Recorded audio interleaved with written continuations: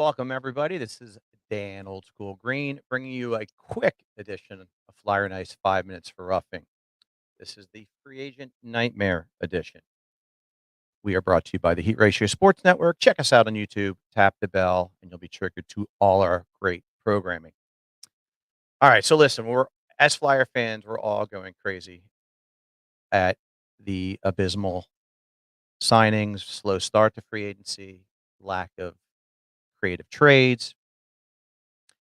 So I'm not going to get into how bad Chuck Fletcher is. I mean, it started last year. Listen, I was a big Ristolainen fan. I just didn't like the capital they gave up for him.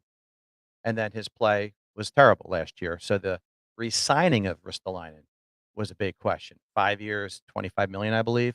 I would have looked to have traded him, recoup the assets they used to get him in the first place because he did not perform well.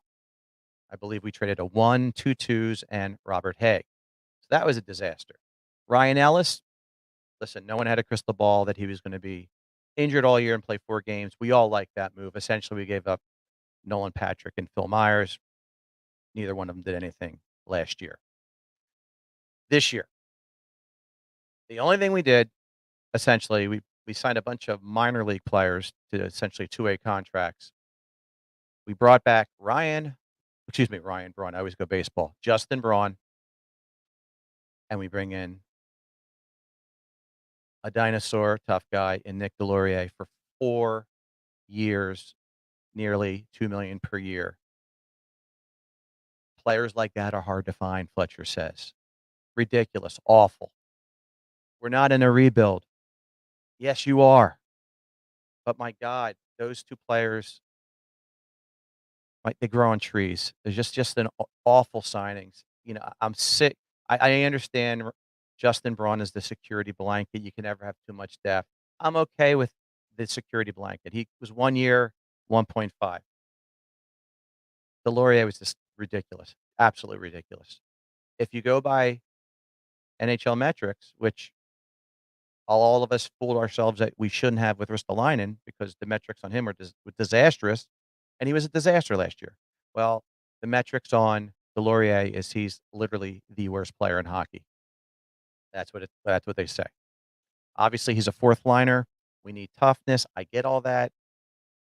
If Zach McEwen is on the team and you have those 2 guys on the fourth line and you play the Rangers and Reeves and Wilson and company with the Capitals, all right, you have some toughness in your lineup. But we need so much more. We have so many holes. Now, here's where I'll differ with the community. And listen, it's an opinion. There is no right or wrong. It's just an opinion. I was not on board with Johnny Gaudreau.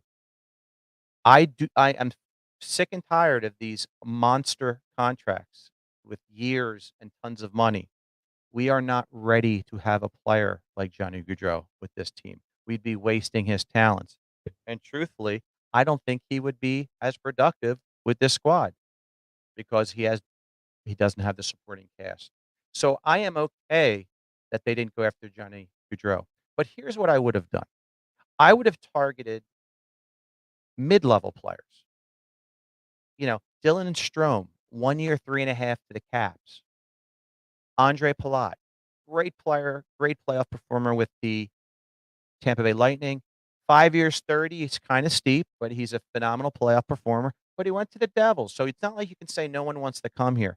The Devils, obviously, you could say they have more upside, but they're still not a phenomenal hockey club.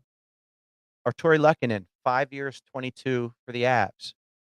Dominic Kubalik, a sleeper, 2 year, $5 million with Detroit, a 15 to 25 goal scorer type guy. Andrei Burakovsky, 5 year, 27 to Seattle, again another mediocre team, so you can't say they wouldn't want to come here. And Ryan Strome, 5 years, 25 to another okay team in Anaheim. How cool would it be to have the Strome brothers playing for Philadelphia? Again, these aren't players that are going to set the world on fire. But 2 or 3 middling players like this, or mid-level players, middling is not the right word, mid-level players, I think, with hopefully the growth and development of some of the kids we have, Cam York, Owen Tippett, hopefully Morgan Frost, then maybe you build something. And then next year you have the great Bedard draft. Now, it goes back to Johnny Gaudreau. The only way we could get Johnny Gaudreau is to unload JVR and what was proposed as a number 1 pick. You gotta give up draft capital to get rid of god awful contracts. Next year's draft is too strong to do that. We've already given up enough draft capital in Tony DeAngelo and Ristolainen. Now, I actually like the DeAngelo signing. Of course, would I prefer they given up less for him? Yes, but I actually like that signing. I don't think you can count on Ryan Ellis. So DeAngelo essentially, hopefully, fills that void. I would have also have pursued trades. Listen to some of these trades that aren't outrageous that help our rivals. The Devils acquired John Marino, an up-and-coming solid defenseman from the Penguins, and basically 2 division rivals. So the Devils get John Marino, and the Penguins get Ty Smith. If you remember Ty Smith, he's a solid defenseman, killed the Flyers, and they got a 3rd-round pick as well. So Marino and Smith flip. They shook up their teams. Boston acquired Pavel Zacha for Eric Haula. 31-year-old for a 25-year-old. Zacha has a lot of upside.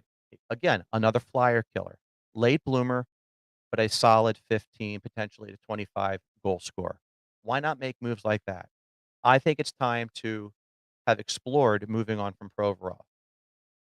You know, listen, nobody is untouchable in this team. Now, maybe they did explore moving some of the players like the Provorovs of the world, even Sanheim, for potential other teams, disappointing players or underachieving players. But that's what I would have done. So I try to lay it out as quickly as I can because I didn't want to make this a huge episode. But I was out on Johnny Gaudreau. He would not have worked here. 7 years at 9 per, probably would have been even longer here. No, he would have just been frustrated coming to a losing team. The way to have done it was to get 2 or 3 of the mid-level players that I mentioned and hopefully build around some young talent that hopefully will develop under John Tortorella. So that's what I have for our free agency nightmare. Tomorrow, I'll be back with Nick DeScout and Matt Moran, and we'll discuss the Flyers draft. Matt will give us his feedback on all the draft picks.